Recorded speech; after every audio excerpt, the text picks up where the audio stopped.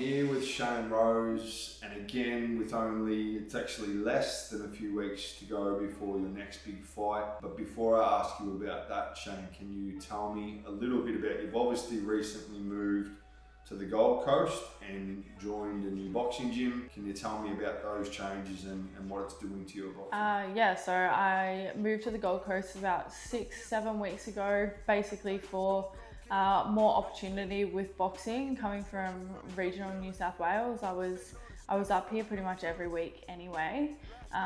Since moving, I've joined Team Overtire and Coach Taps, and yeah, I've taken my boxing to a whole new level. Now training full time, in with all of the boys. They push me hard, and it's an elite level gym. So my boxing is transforming. Most people will know, but for those who don't, Taps that you're talking about is obviously father of current IBF Cruiserweight World Champion, Jai Overtire. So I would imagine training is definitely a different kettle of fish altogether with someone like Taps. Can you tell me a little bit more about what that's like Taps's style of training and how you going with that?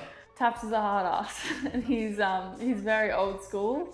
I think he pushes me just as hard as all of the boys. There's definitely no taking it easy just because I'm a girl.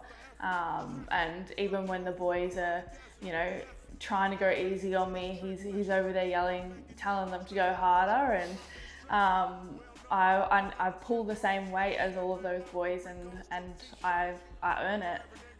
Just the same as everyone else.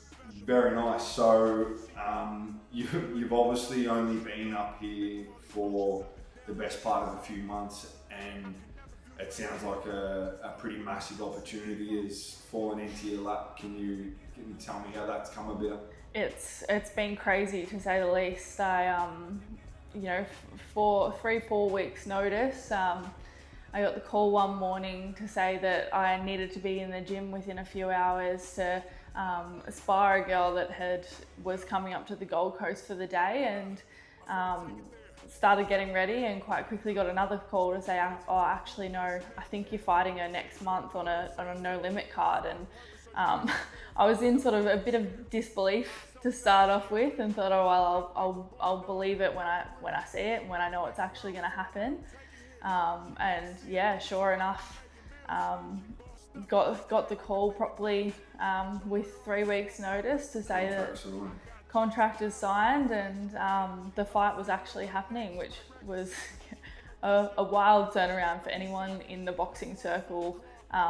They're going to know the name No Limit, and it's a huge opportunity given that I've only had one professional fight before. Nice. And then on a show of this magnitude, I would imagine you've done some research on Ashleigh Heal. She's obviously had a handful of amateur fights. So she's a Sydney girl, and she's had, I believe, 8 amateur fights. This will be her professional debut.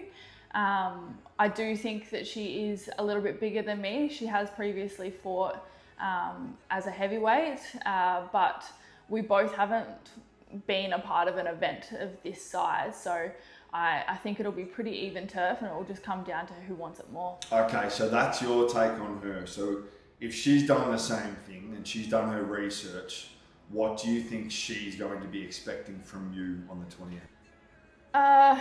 Like my first fight, I think most people see a girl with a social media presence and think that I'm just in it for the clicks. But like my first fight, I proved that I was meant to be there, and I'm not gonna waste such a massive opportunity like fighting on a no limit card and get in there trying to pick my shots. I'm gonna get in there, I'm gonna get up in her face, and I'm gonna bring her a fight.